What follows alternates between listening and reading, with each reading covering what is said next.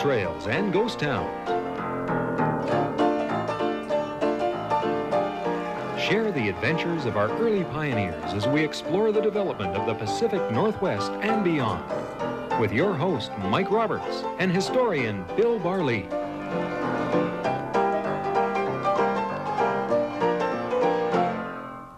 Welcome to Gold Trails and Ghost Towns. I'm Mike Roberts, and with me, loaded for bear, is Bill Barlee, because today we've got a story that'll just raise the hair on the back of your neck. What's the shotgun? Well, Mike, that it plays a part in the story. Yeah. That plays just one of the minor roles in the story. Okay, in addition to that, a triangle. It looks like the thing you called to breakfast for. That's right. And the gold nugget. All three play minor roles in what I consider one of the greatest treasure stories ever to come out of the Old West. And not only that, I think it still exists. Now, that's unusual, because out of every 100 treasure stories I research, about 93 are fictitious. This one, I've slowly changed my mind over 20 years, Mike. I wasn't sure. I thought there was a 50-50 chance. But after perusing the information and examining all bits and parts of the puzzle that makes up this story, I think this particular treasure still exists. Well, stop the suspense, and where are we going today? Where's this treasure story? The treasure is sometimes called the Lost Mine of Pitt Lake. I don't like to call it that. I'd rather call it Slumach's Lost Mine. Slumach's Lost Mine. Yep. Okay, when we come back, Slumach's Lost Mine and some characters we've mentioned in history before reappear, and just a great mystery. Don't go away.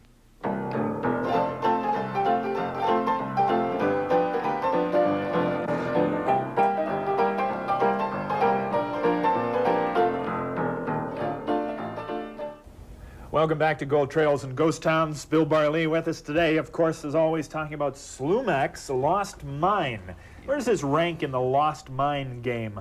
Well, I think it ranks up there with Jacob Waltz's Lost Dutchman Mine of Arizona. And I think it's better because I think this one exists. I think the Lost Dutchman was found and was mined out. This one has not been found.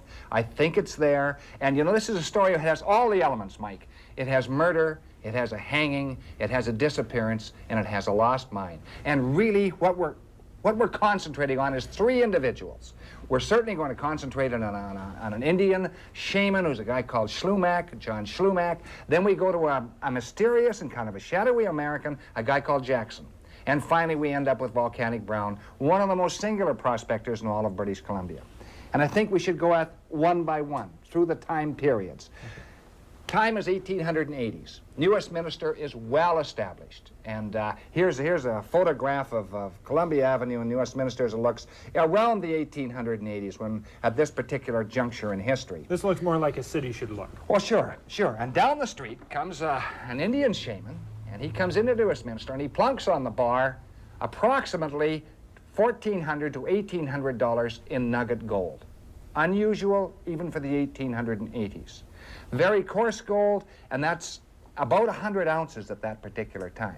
It makes quite a stir. But he disappears. He appears again the next year. This is 1887, 1888. Another approximately 100 ounces, between $1,400 and $1,800. And again the third year, another 100 ounces. Now people are starting to talk about him.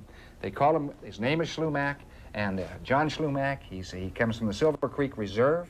And he's fairly well known there. And they start to relate disappearances of individuals. They say he's taken people into this lost mine, and they help them recover the gold, then he kills them to prevent the story from leaking out. There's no proof of this at all, Mike. Absolutely no proof at all. But in 1890, he hits the scene again.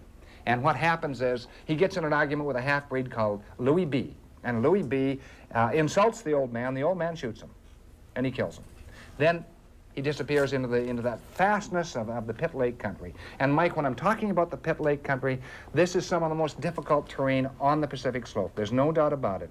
There are creeks coming every which way. The mountains are precipitous. It's extremely difficult country to travel. So he disappears for several weeks. Finally, 2 Indian constables pick him up, and the Indian agent, a guy called McTiernan. They bring him back to New Westminster. This is 1890, the fall of 1890. He's arraigned in trial before Chief Justice Montague Tyrrell Drake. Actually, the Drake family is still in British Columbia. Many of them in the legal profession, by the way.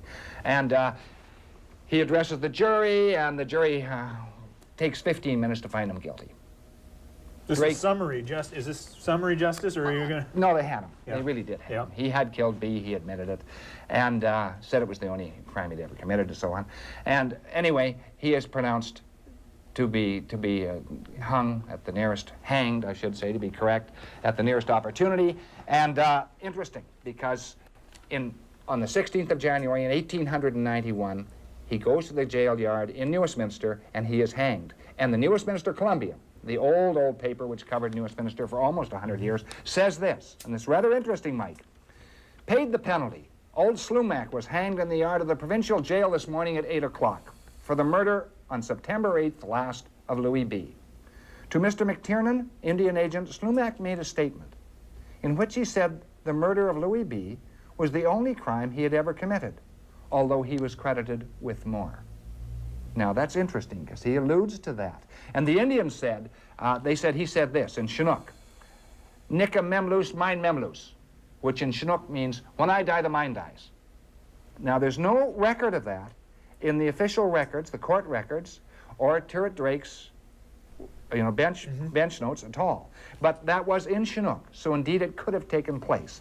So what happens immediately after the death of Slumach is this rumor, this story about the lost mine doesn't die. So for several years, a number of individuals go up into that Pit Lake region and they look for it. But the one individual, and again, a shadowy guy, a guy named Jackson, he appears on the scene in New Westminster about 1901, Mike. And he comes in, he's a very taciturn man. He's a prospector, he comes from California and probably from San Francisco. He sits in the saloons, he draws a lot of the old-timers into conversation, he listens very carefully. He has big ears and he has a tight mouth, okay? And he listens carefully for a number of days. Then he goes and obtains all the current maps of this area. This is 1901, so there's some fairly good maps. And he disappears, taking a horse with him, he disappears into the fastnesses somewhere between Pit Lake and Stave Lake. We're not sure which. He reappears on the scene again, Mike, about 3 months later. He's a changed man. He's emaciated, he's sick, he's barely able to make it back into New Westminster. But with him, he is carrying a very heavy pack, which he guards literally around the clock. He stays in New Westminster a very short time, 2 or 3 days. Then he disappears, heading south as fast as he can go. And the word then drifts back from San Francisco that he went into the Bank of British North America, and there he cashed gold, which was around $10,000. Actually, the locals did exaggerate slightly, Mike. To what extent? Well, I mean, think... is there only $5,000 in gold, or is there... what's your assessment of that? Well, my assessment is that it's cleared up in a later letter, which we allude to as the story goes on. Okay. So Jackson obviously came away with some gold that he obtained in the Pit Lake area. So you think he's a credible historic character? I think he is, because of the letter that originally turns up. Okay. Now, the third character to come into this scene now is Jackson, we assume, is back in San Francisco. And the story goes that he wrote a letter which explained where he was at, and that was accompanied by a map. Now, only part of that's true. And sitting in Grand Forks is a guy called Volcanic Brown. We've heard of Volcanic Brown before. Yeah, sure. Volcanic Brown is one of the great characters of the Pacific Slope. There's no doubt about it. He was called Sunset Brown, and he was called Gold Tooth Brown, and $1 Million Brown, and North Fork Brown, and all sorts of names. But the name he reveled in was Volcanic Brown. So most people knew him as Volcanic Brown, and he wrote in very large letters, Mike, and he called himself on his letterhead, and he had a letterhead, the greatest prospector in the world. This guy was, an ego to suit the time. Sure he was. And he was a good prospector, there's no doubt about it, because that triangle we were looking at, that one right there, Mike, that comes from Copper Mountain. And this is part of the story of Volcanic Brown. Is this the Copper Mountain near Princeton? That's right. Okay. Yeah. And it's to this day producing copper and gold ore. Yeah, one of the great mines of British Columbia. So he went in there in the late 1880s, and by 1890, he gets some information from a guy called Jameson. He goes up into this area, and Jameson was a half-blood in the area who discovered some float ore, Volcanic Brown goes up there along with another guy called Emil Voigt, and he stakes a whole group of claims, which he calls the Sunset Claims. That's why they call them Sunset Brown as well. Yeah. So, and these claims are so rich that he puts down a shaft and he hits it right on the nose. Now, Copper Mountain has been operating intermittently almost for 100 years, but this mine had some very, very spectacular ground, and who hits it right on the nose with the very first shaft? Volcanic Brown. He's now got the reputation that'll carry him right across the province. Not only that, he has the reputation, he has the monies. Because somewhere along the line, they give him between $40,000 and $45,000, which is a lot of money in the late 1890s. Mm-hmm. And he then settles down to become a bit of a man of leisure for a while. First thing he does, his teeth are shot. So he buys himself a solid set of gold teeth. And I think I mentioned hence Gold Tooth Brown. That's right, Gold Tooth Brown. He buys himself a set of solid gold teeth, and you can see him smiling half a mile away on a sunny day. And indeed you could. And not only that, he buys himself a new rigs, matched black horses, and a wagon to match. And he then settles down, he comes down from the North Fork, because what had happened in the North Fork, Mike, is interesting too. He had a checkered career, and he was a small man, but he was a guy who didn't back away from people. Could this perhaps have been associated with his volcanic personality, or did that come from something else? No, that came from Volcanic Mountain. Oh, okay, so it wasn't really that. And what happened on the North Fork was stayed with him the rest of his life, and there he killed a man. And what happened was a guy was called Kentucky Brown, and Kentucky Brown was married to a woman who had his stepson, and he didn't like his stepson, and he abused the stepson, and so the stepson, his stepfather was in a drunken rage. He fled to Volcanic Brown's cabin. Volcanic Brown let him in, and the father came beating with an axe on the door. And Brown says, if you come through that door, I'll kill you. The guy came right through the door with the axe. Volcanic Brown took one shot and killed him. The jury in Grand Forks were very sympathetic. They found him not guilty due to justifiable homicide. And indeed, that was the case. So anyway, as the years pass, Volcanic Brown's $40,000 starts to diminish, naturally, as most prospectors are inclined to do. And he hears about the story, and he hears about Jackson, and he hears about Slumach, and he hears about the existence of a letter. He spends about a decade looking for the letter, and finally it falls into his hands. And the letter is really quite fascinating, because here's the letter. Now, you have an actual copy of this letter. That's right. Okay? That's right. And you don't have the original, but you know who has it. That's right, I do. And what happened was, the letter was written by Jackson, and the letter is to a guy called Hill. Now, some people say it's Shotwell. I don't think it is. Hill. It's Shotwell? Yeah, some people say it's Shotwell, a guy named Shotwell. Okay. I think it's a man named Hill. All right. And evidently Hill had grub-staked Jackson in leaner times. Jackson goes back to San Francisco, realizes he will never get back to the lost mine. He decides to repay this debt of honor to his old grub-staker. He writes him a letter, and this letter falls into Volcanic Brown's hands. Grammarly now uses AI to help you write, not just revise. Type a prompt and generate a persuasive, mistake-free draft. The contents of that letter and other hair-raising details when we come back after this break.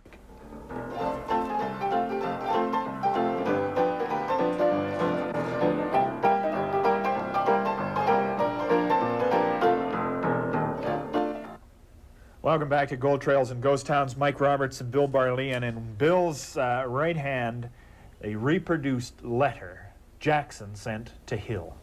This is a remarkable piece of work. And it's authentic, Mike, and I'll tell you why it's authentic. Volcanic Brown gets this letter in 1923. He finally goes to the government agent in Grand Forks, and he gives them a copy of the letter, deleting 2 words only. The government stamp, government agent being a good civil servant, he takes a date stamp and dates it. Bang. And the date is May the 28th, 1924. So we know this letter is authentic. We know it's almost 70 years old, and this is the letter. And this is a very fascinating letter. Jackson is in San Francisco and has written this to his old grubstaker Hill, wanting Hill to benefit. Jackson is probably dying, and he says this to Hill. I had been out over 2 months and found myself running short of grub. I had lived mostly on fresh meat, for one can't carry much of a pack in those hills. I found a few very promising ledges and colors in the little creeks, but nothing I cared to stay with. I'd almost made up my mind to light out the next day. I climbed up to the top of a sharp ridge and looked down into the canyon or valley about 1.5 miles long. And what struck me as singular, it appeared to have no outlet for the little creek that flowed at the bottom. Afterwards, I found that the creek entered a blank, blank, and was lost. I think that is Box Canyon and was lost. After some difficulty, I made my way down to the creek. The water was almost white, so it obviously came from a glacier, Mike. The formation, for the most part, had been slate and granite, but there I found a kind of schist and slate formation. Now comes the interesting part. I'd only a small prospecting pan, but I found colors at once right on the surface, and such colors they were. I knew then that I'd struck it right at last. In going upstream, I came to a place where the bedrock was bare, and there, you could hardly believe me, the bedrock was yellow with gold. Some of the nuggets was as big as walnuts, and there were many chunks carrying quartz, which means it was close to the source, Mike. After sizing it up, I saw there was millions stowed around in the little cracks. Then he mines the ground, okay, and then he goes on to say, on account of the weight, I buried part of the gold at the foot of a large tent-shaped rock facing the creek. You can't miss it. There is a mark cut out in it. Taking with me what I supposed to be $10,000 in gold, but afterwards it proved to be little over $8,000. Now this is very interesting, Mike, and I want to hesitate here for a moment. He took out what he thought was about 45 troy pounds of gold, but he was tired, he was sick, he was literally staggering. So he only took out about 39 to 40 pounds. What was making these people sick and awful? Is it just the sheer agony of this terrain? Is this... Mike, this is Devil's Club, this is quicksand, this is precipitous mountains. It's some of the toughest country in the world to walk through. I've been in that country. It's very, very tough indeed. So anyway, he says afterwards it proved to be a little over $8,000. So that means somewhere along the line he cashed that gold in, probably at the Bank of British North America in San Francisco. And then he goes on to say, after 3 days hard traveling, it would not have been over 2 days good going, but the way was rough and I was not feeling well. I arrived at the lake, and while resting there was taken sick, and have never since been able to return. And now I fear I never shall. I am alone in the world, no relatives, and no one to look after me for anything. Of course, I have never spoken of this find during all this time for fear of it being discovered. It has caused me many anxious hours, but the place is so well guarded by surrounding ridges and mountains that it should not be found for many years, unless someone knew of it being there. Oh, how I wish I could go with you and show you this wonderful place, for I cannot give you any exact directions, and it may take a year or more to find. Don't give up, but keep at it, and you will be repaid beyond your wildest dreams. I believe any further directions would only tend to confuse it, so I'll only suggest further that you go alone, or at least take only 1 or 2 trusty Indians to pack food, and no one need know but that you are going on a hunting trip until you find the place, and get everything for yourself. When you find it, and I am sure you will, should you care to see me, advertise in the Frisco Examiner. That is the San Francisco Examiner. And if I am living, I will either come to see you or let you know where to find me. But once more I say to you, don't fail to look this great property up, and don't give up until you find it. Now goodbye, and may success attend you. Yours truly, W. Jackson. He wrote that to Hill when? Probably in 1904. And the interesting thing, Mike, when I first examined this letter a little over 20 years ago, and this is verbatim, exactly it was written, with the exception of those 2 deleted terms, which Volcanic Brown deleted because he didn't want the Indian, at least the government agent, to see it. And the interesting thing is, he uses mining terms, placer mining terms, such as schist, such as bedrock. And he uses American terms, light out, O, with just the O rather than OH, as we say, and chunks, and so on. So, and then he refers to the San Francisco Examiner, and I think one of the keys to this whole letter is when he says he packed out what he thought was $10,000 worth of gold, and he said it was only $8,000 worth of gold. Now, if this were a counterfeit letter, a spurious thing, then he would say, I packed out $10,000 worth of gold and leave it at that. But he didn't, you see. Yeah. And so he refers back to he didn't quite make it. Now, and this went to Hill in 1901. Did Hill ever try to do it in 1904? Did Hill ever try to find it himself? Evidently, Hill did. And he gave up on it and turned the map over to another individual who was not known. We don't know who actually picked this letter up for Volcanic Brown. We do know that Volcanic Brown confided to several people in Grand Forks that the 2 missing words were Box Canyon. So that creek went down into a box canyon and disappeared. Now, this is 1923. He starts out in 1924, and he goes down by the long route, leading a horse, goes into that country, and first he goes up Pitt Lake. And Volcanic Brown covers the head of Pitt Lake all through 1924, Mike, all through, and again in the summer of 1925, again in the summer of 1926, and again in the summer of 1927. Finally, he decides he doesn't like the formation he sees at the head of Pitt Lake, and he's gone over it very, very well. This is a fine prospector. He's well into his 70s by then. He's approaching 80 years old, but he's still out to get the $1 million mine. But in 1928, he changes. He goes up the Stave River, and he goes up the Stave, and he heads towards the headwaters. He does that same in 29 and 1930. And he goes in there in 1930, and he's supposed to come out in September. He doesn't come out in September. His friends are worried. They send down word to the coast. He hasn't come back. So they wait until, actually they wait till the end of October. And then they send out 4 individuals. And the 4 individuals consist of a policeman, and his name is Eugene Murphy. He's a provincial policeman, and a guy called George Stevenson, and a guy called Bill McMaster, and his brother Roy McMaster. Stevenson's a game warden, the other 2 are part trappers. They go up there, and they begin looking for, at the head of Stave Lake, they begin looking for Volcanic Brown. 2 of them, 1 of them is hurt. Murphy is hurt. He is taken back by Bill McMaster. That leaves only 2 of them, Stevenson and Roy McMaster, to carry on the search. They go through that country in terrific, horrendous conditions for 27 days. They're ready to give up on the last and final day. They come across a camp near the headwaters of the Stave River. Tent is collapsed. The camp is abandoned. The fire is not warm.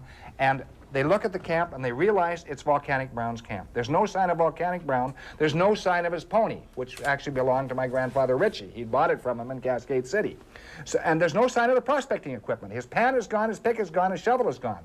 But there are some things there. There's a shotgun. There's some cooking utensils. Yeah. There's this type of shotgun, almost exactly. Yeah.